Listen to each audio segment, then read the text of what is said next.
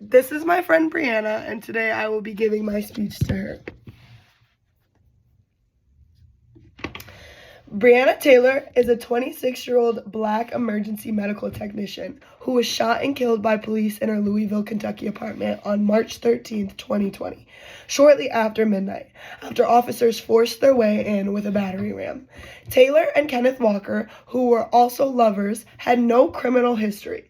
They were sleeping in the bed when Walker heard somebody breaking and entering. Walker fired one warning shot with his lawfully owned revolver, striking Sergeant Jonathan Mattingly in the leg. In response, Mattingly and the other police officers, Cosgrove and Brett Hankerson, fired 32 rounds in the dark while shooting blindly, striking Taylor 6 times. According to the New York Times, Louisville police were looking into Taylor's ex-boyfriend, Jamarcus Glover, who actually no longer even lived in that home and was actually already in custody when they acquired a court-approved no-knock warrant to search the apartment for evidence of narcotics trafficking. Before the raid, the orders were amended to knock and announce, according to the reports. Although the involved cop claimed that he followed the warrant, Walker claimed he did not hear any such announcement. The 3 cops were given administrative leave while an investigation was conducted. Walker was arrested on charges of trying to kill a police officer, and the apartment did not even contain any drugs.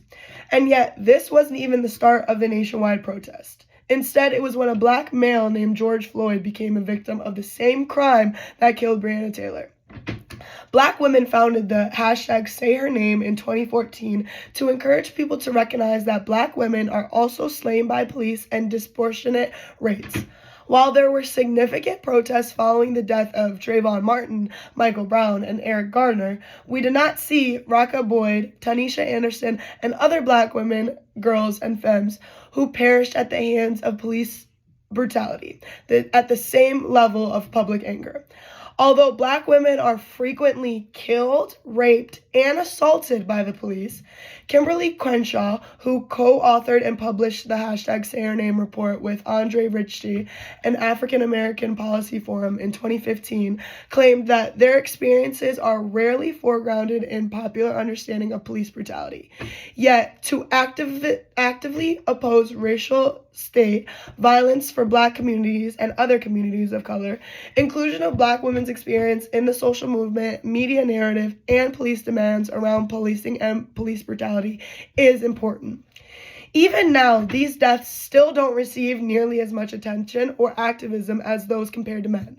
George Floyd's passing was needed for people outside of Louisville to march for Breonna Taylor. This TED Talk argues that Black women in social justice movements like the Black Lives Matter movement are overlooked, and we will learn more about Black women's experience in the Black Lives Matter movement. We will cover 3 main points as we learn about why Black women's experiences in the Black Lives Matter movement matters. First, we will define what Black Lives Matter movement is and what it looks like. Second, we will take a look at how and why Black women are overlooked in this matter. And finally, we will learn how we can operate in solidarity with Black women and teach people that there is intersectionality. So let's begin by reviewing what social justice is and Black women's role in it. According to the National Association of Social Workers, titled Social Justice and Human Rights, published on its website socialworkers.org in 2008, social justice is the view that everyone deserves equal economic, political, and social rights and opportunities. Social workers aim to open the door of access and opportunity for everyone, particularly those in greatest need. Black Lives Matter is one of many social justice movements. Black Lives Matter is an international social justice movement condemning the unjust killings of Black people by the police. Statistics show that Black people are far more likely to be killed by the police than white people. Black Lives Matter aim to shed light on police brutality. It is not just a movement, but a belief. I believe that Black Lives Matter. It has become a movement to enunciate the fact that laws, policies, and procedures must be just as tight and strict in dealing with Black lives as they are with dealing with white lives, because Black lives matter too. In many ways, the movement has been highly affected. By normalizing the filming of police brutality, the world learned of the experiences of some prime examples of racial injustice in George Floyd and Freddie Gray, who were both killed unjustly by the police. There has been a shift in the public opinion, and now 54% of white people view officer-involved shootings involving black people to be signs of a broader problem, which brings support to changing laws in the local, federal, and criminal justice system. This social justice movement does not just refer to the treatment of black people by law enforcement, but it also brings to light that Black lives matter less in healthcare settings, schools, and even in property values of black communities. There are ways to help and support this movement. The first and probably the most powerful way is to exercise your right to vote, particularly in the local level. Your vote is your power to influence the laws that set the framework for society. In addition, it is important to be an ally and to have tough conversations that start with educating yourself on the topic. You can find Black Lives Matter readings lists online and a slew of movies on your streaming devices. Continuing to join hands across the races to change the fundamental attitude around the value of Black lives being lesser than will remove one more obstacle in creating an equitable world for humankind. Where having to differentiate the race of lives that matter will no longer be essential because it will be felt by all and that all lives matter equally. Now that we have established what social justice is and the purpose of Black Lives Matter movement, let's examine how they overlook Black women. The Black Lives Matter movement was named that due to the fact that the world is viewing Black lives as less than white lives. But the blatant and persistent lack of awareness for Black female victims raises the question on whether this movement is really about all Black Lives Matter or just Black male lives. So it really should just be called Black Male Lives Matter too. There needs to be a shift in the general lack of support for Black women. According to the Underground Railroad History Project titled Black Lives Matter or Black Men Matter, Gender and the Movement for Freedom, published on its website undergroundrailroadhistory.org on August 6, 2020, when Black women give birth, they are 3 to 4 times more likely to die than white women. When Black women get paid, they are given just 63 cents compared to every non-white man's dollar. When Black women are victims of sexual assault, only 1 in 15 will report. Yet, despite these statistics, the trouble of Black women still go unrecognized and undiscussed. Even within the movement itself, Black women are routinely pressured into the stereotype of the superwoman due to both racial and gender prejudice. Although this may seem like a good interpretation, this misconception that Black women have a higher pain threshold is perpetrated, which is damaging.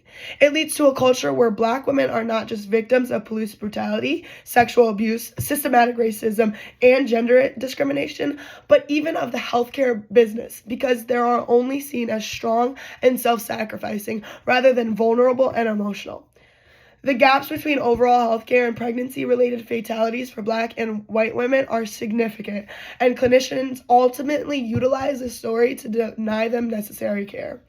By continuing to spread the discrimination which Black women are already victim to, it not only perpetrates the harmful stereotype inflicted on Black women during slavery, but it establishes an unproductive divide between the members of the community that it is fighting for. The exclusion of Black women puts them at greater harm for being hurt. Being Black and female in America entails being shunned, silenced, and occasionally erased.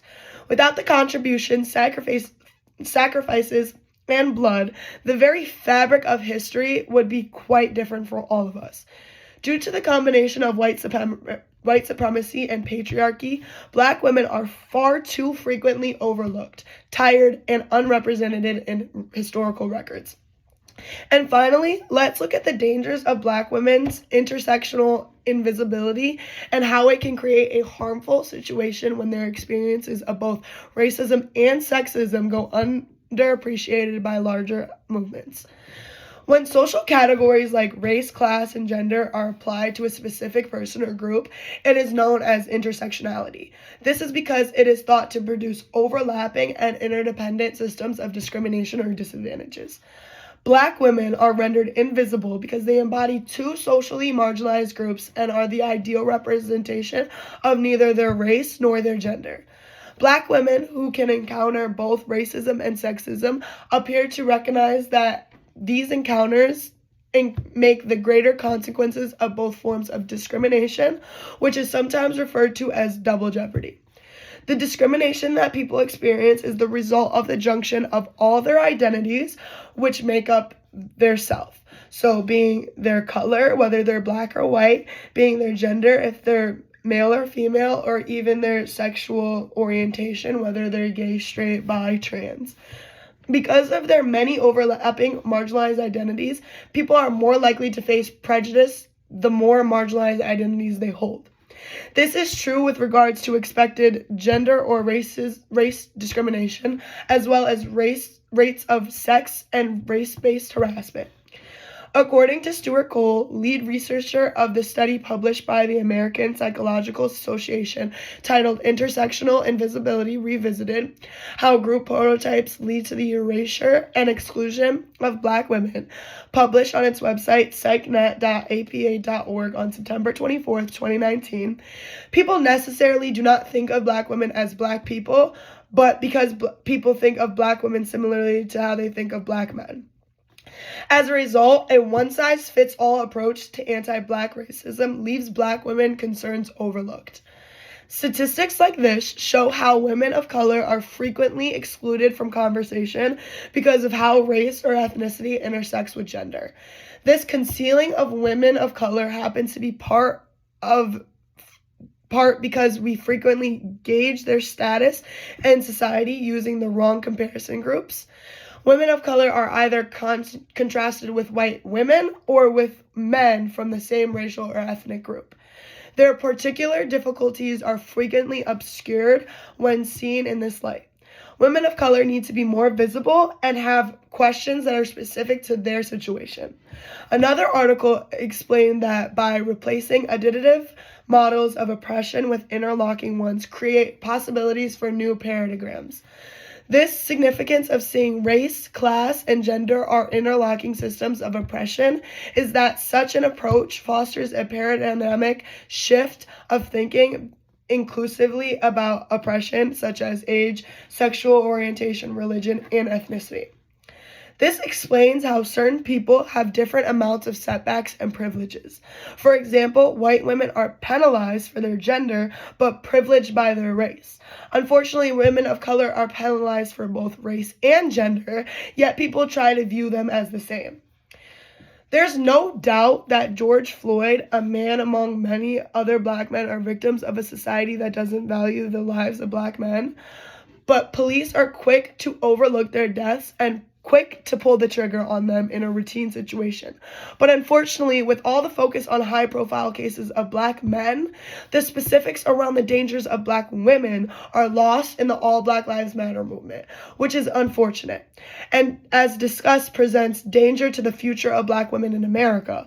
Only when people truly see the gender and race differences and provide the same attention to the issue of Black women within the Black Lives Matter movement will we start to see a society that understands and makes changes to make lives better for Black women specifically. That's it.